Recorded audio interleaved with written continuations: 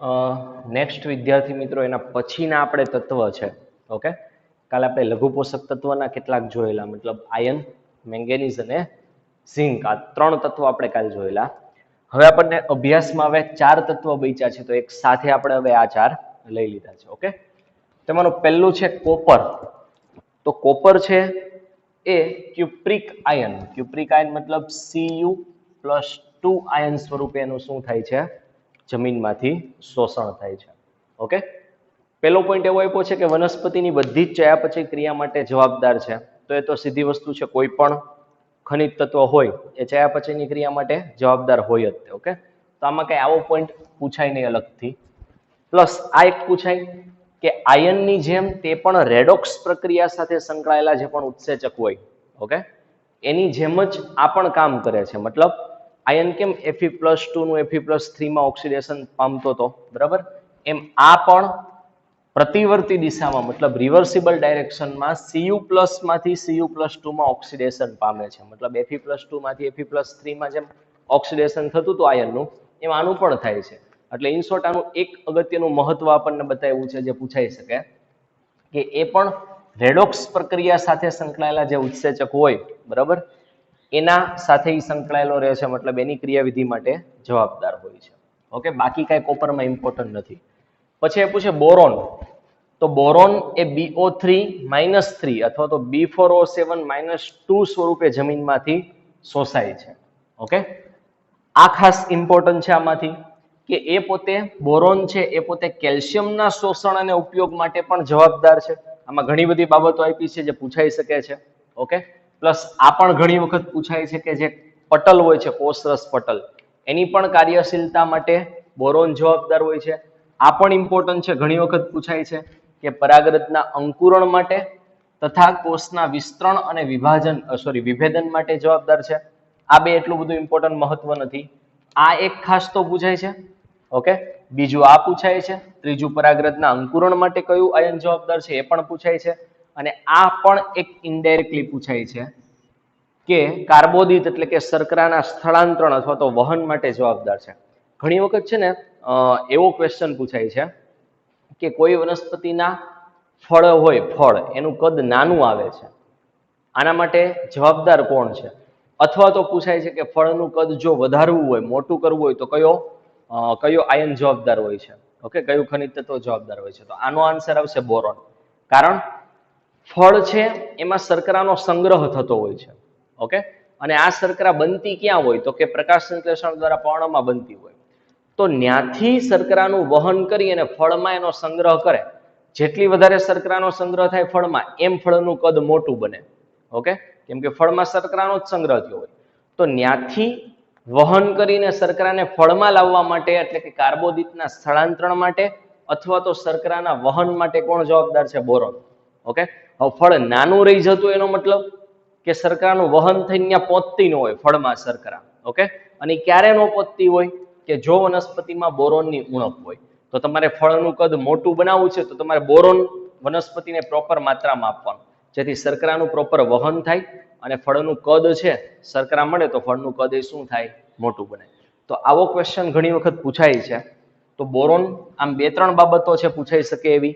Okay, આ બધી તમારે યાદ રાખવાની છે. પરાગરજનું અંકુરણ સેકન્ડ નંબર ઉપર પૂછાય છે. ઓકે, પછી આ બધું પણ પૂછાઈ શકે છે. નેક્સ્ટ તત્વ છે મોલિબ્ડેનમ.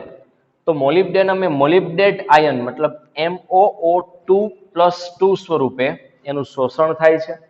ખાસ આનું એક જ મહત્વ છે કે નાઇટ્રોજનના ચયાપચય અથવા તો નાઇટ્રોજનના સ્થાપન માટે જે ઉત્સેચકો ઇન્વોલ્વ છે, જેમ કે નાઇટ્રોજિનેઝ હોય, જેના પછી આપણે ભણવાનું છે, અથવા તો નાઇટ્રેટ રિડક્ટેઝ હોય, આ બંનેને અથવા તો એના બંધારણમાં, એના ચયાપચયના બંધારણની અંદર ભાગરૂપે મોલિબ્ડેનમ આવેલું હોય છે. ઓકે, મતલબ નાઇટ્રોજિનેઝને ક્રિયાશીલતા માટે અથવા તો એની અંદર મોલિબ્ડેનમ નામનું ઘટક આવેલું હોય છે.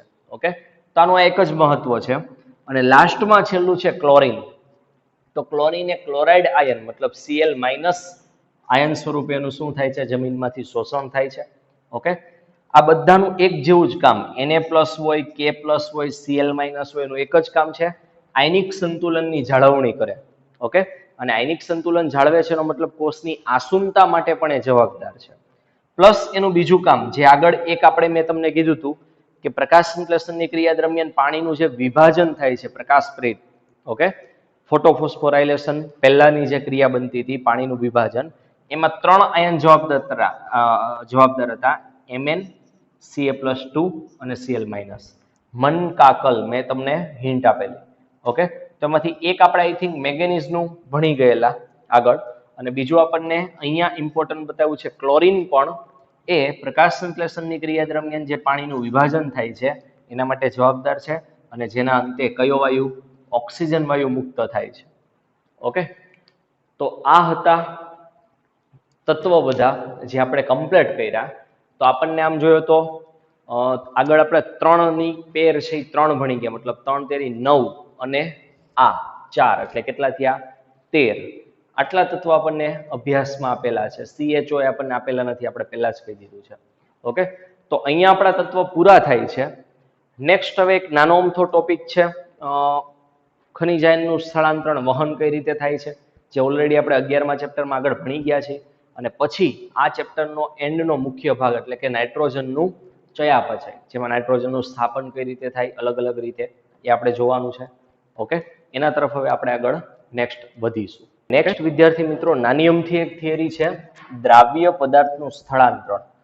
તેમાં સિમ્પલી આપણને કીધું છે કે ખનિજ તત્વ જમીનમાંથી શોષાયા બાદ કઈ રીતે ઉપરની તરફ સ્થળાંતરણ પામે છે. તો સીધી વસ્તુ છે, આપણને પહેલેથી ખબર છે કે ખનિજ તત્વ એ પાણીની સાથે સાથે મતલબ જલવાહકના માર્ગે ઉપરની દિશામાં શું થાય છે? વહન પામે છે. તમારે ચેક કરવું હોય તો જલવાહક પેશીનું જે ઘટક વહન પામતું હોય એને તમે બહાર કાઢી એનું કેમિકલી પૃથ્થકરણ કરી અને તમે ચેક કરી શકો કે એ જલવાહકની અંદર જે રસ આવેલો છે એમાં જ ખનિજ તત્વોનું વહન થાય છે.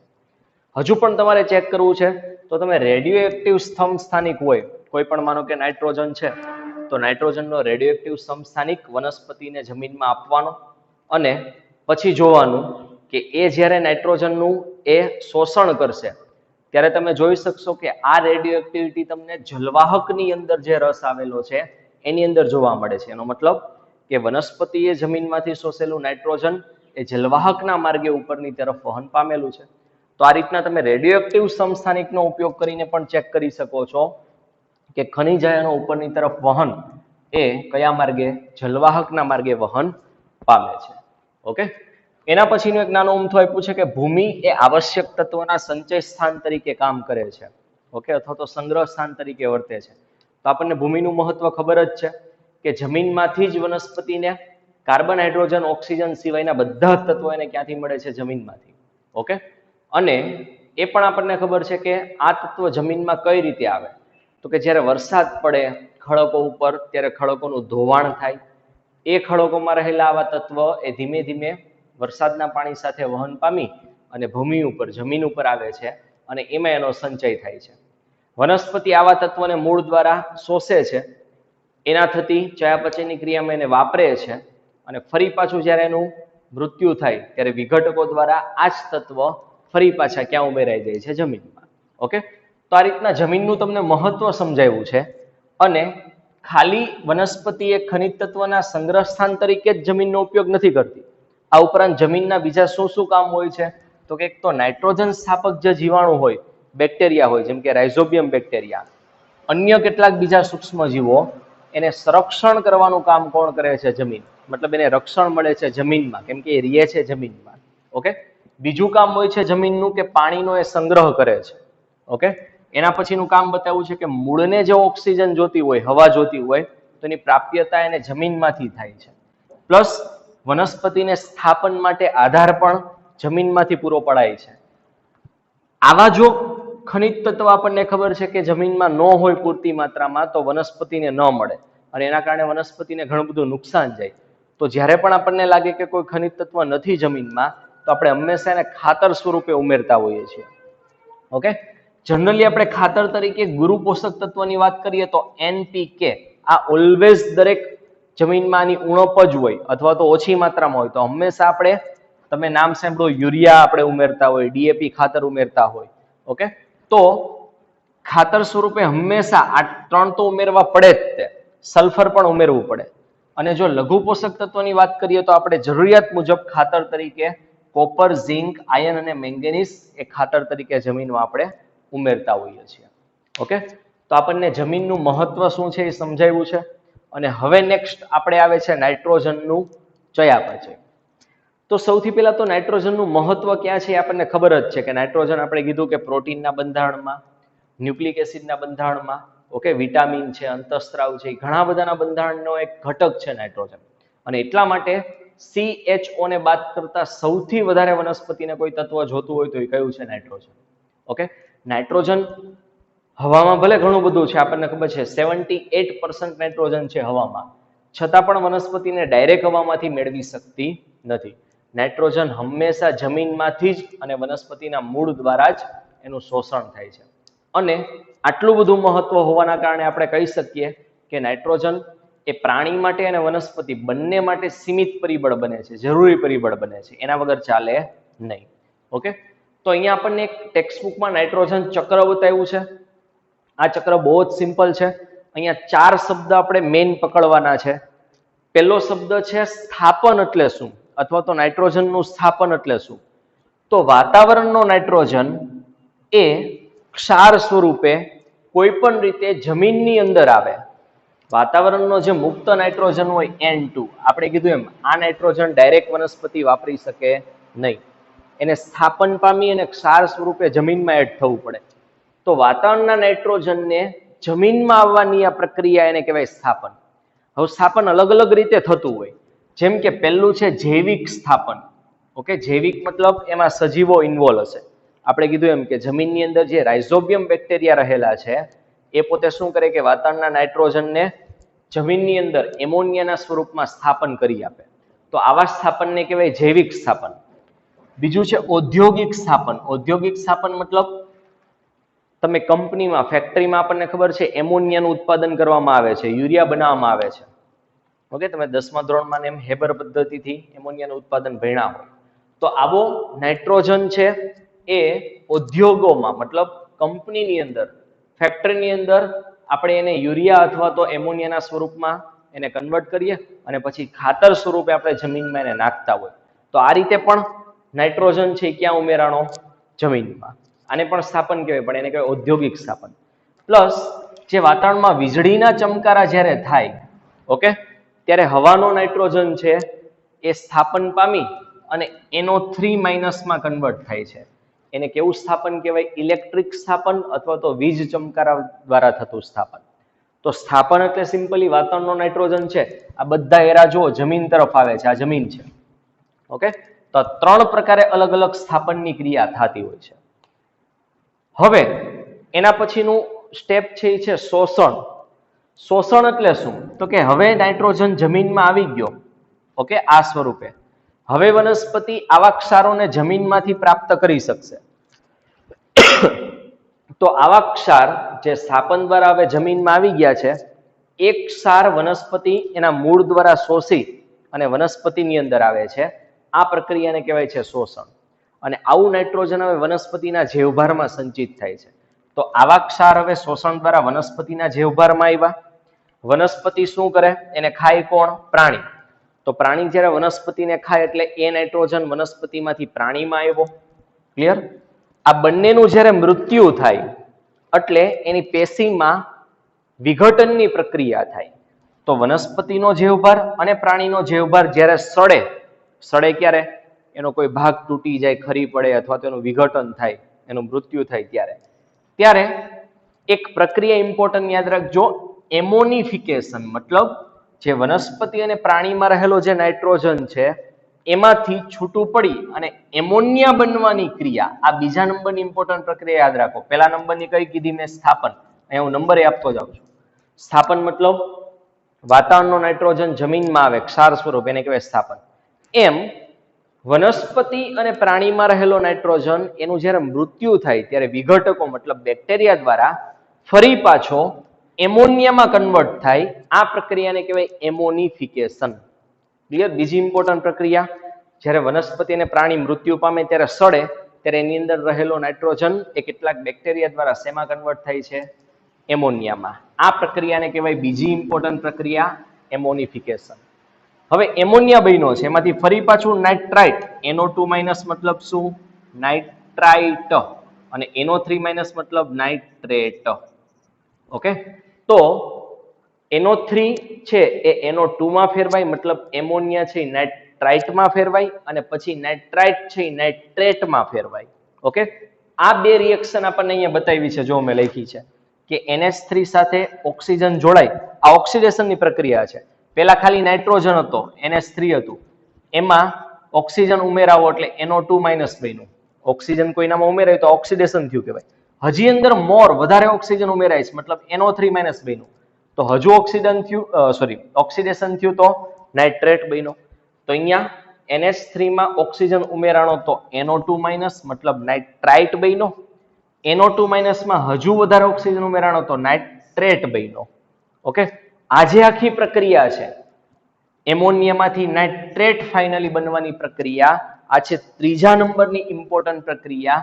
આનું નામ છે નાઇટ્રેટ બન્યો એટલે નાઇટ્રિફિકેશન. કઈ પ્રક્રિયા? નાઇટ્રિફિકેશન. અને આ નાઇટ્રિફિકેશન પણ બેક્ટેરિયા દ્વારા થાય, જેમાં તમને ટેક્સ્ટબુકમાં આપ્યું છે કે એમોનિયામાંથી નાઇટ્રાઇટ બનવાની પ્રક્રિયા એ બે બેક્ટેરિયા નાઇટ્રોસોમોનાસ અને નાઇટ્રોકોકસ દ્વારા થાય, અને નાઇટ્રાઇટમાંથી નાઇટ્રેટ બનવાની પ્રક્રિયા એ નાઇટ્રોબેક્ટર દ્વારા થાય. ઓકે, તો આ જે આખી પ્રક્રિયા છે બે સ્ટેપમાં થાય છે. આખી પ્રક્રિયાનું નામ છે નાઇટ્રિફિકેશન, કારણ કે નાઇટ્રેટ બને છે એટલે નાઇટ્રિફિકેશન. આમાં એમોનિયા બન્યો તો એનું નામ એમોનિફિકેશન. ફિકેશન મતલબ બનવું. ઓકે, અને છેલ્લી પ્રક્રિયા અમુક હોય ને અળવિતળા હોય, ઊંધું ઊંધું કરતા હોય, આપણને ખબર છે. આખું ગામ એ વાતાવરણના નાઇટ્રોજનને જમીનમાં સ્થાપન કરવા માટે મદદ કરે છે, અથવા તો એવા કામ કરે છે, પણ અમુક લોકો ઊંધા કામ કરે. એ શું કરે? જમીનની અંદર જે ક્ષાર છે ને એમાંથી ફરી પાછો નાઇટ્રોજન મુક્ત કરી દે વાતાવરણમાં. એટલે આ એરો જુઓ આમ ઊંધો બતાવ્યો છે. આવા ઊંધી જે પ્રક્રિયા થાય, નાઇટ્રોજનનું સ્થાપન થયું, સ્થાપન મતલબ હવામાંથી જમીનમાં આવ્યો, એમ હવે જમીનમાંથી નાઇટ્રોજન છૂટો પડી અને હવામાં વહી જાય N2 વાયુ સ્વરૂપે. આ પ્રક્રિયાને કહેવાય ડીનાઇટ્રિફિકેશન. આ ચોથા નંબરની ઇમ્પોર્ટન્ટ પ્રક્રિયા. નાઇટ્રોજન ફરી પાછો જતો રહ્યો તો એને કહેવાય ડીનાઇટ્રિફિકેશન. ઓકે, અને આવા જે મેં કીધા અળવિતળા જે માણસો છે એવા બે બેક્ટેરિયાના નામ આપણને આપે છે. એક સ્યુડોમોનાસ અને બીજું છે થાયોબેસિલસ. આ બે એવા બેક્ટેરિયા છે જે ડીનાઇટ્રિફિકેશનની પ્રક્રિયા કરે છે. તો આ થયું આખું નાઇટ્રોજન ચક્ર. કઈ રીતે ફરે છે ટેક્સ્ટબુકમાં આપણને આપ્યું જ છે. 4 ઇમ્પોર્ટન્ટ પ્રક્રિયાના. પેલું સ્થાપન. સ્થાપન એટલે તરત મગજમાં ક્લિક થાય. વાતાવરણનો નાઇટ્રોજન એ જમીનની અંદર આવે ક્ષાર સ્વરૂપે, એને કહેવાય સ્થાપન. બીજું ઇમ્પોર્ટન્ટ નામ, એનું નામ છે એમોનિફિકેશન. એમોનિફિકેશન મતલબ જે પ્રાણી અને વનસ્પતિની અંદર જે નાઇટ્રોજન છે એ જ્યારે મૃત્યુ પામે ત્યારે એનું વિઘટન થાય. વિઘટન થાય પહેલું સ્ટેપ છે એમાંથી NH3 મતલબ એમોનિયા મુક્ત થાય. આ પ્રક્રિયાને કહેવાય એમોનિફિકેશન. ત્રીજું છે આ એમોનિયામાંથી બે પ્રક્રિયા દ્વારા પહેલા નાઇટ્રાઇટ અને પછી નાઇટ્રેટ બનવો. આ પ્રક્રિયાને કહેવાય નાઇટ્રિફિકેશન. ઓકે, અને લાસ્ટમાં જમીનની અંદર આવે રહેલો નાઇટ્રેટ એ ઘણી વખત રિવર્સ ફરી પાછો વાતાવરણમાં જતો રહે છે. આ પ્રક્રિયાને કહેવાય ડીનાઇટ્રિફિકેશન. ક્લિયર? તો આટલી વસ્તુ નાઇટ્રોજન ચક્રમાં આપણને આપેલી છે.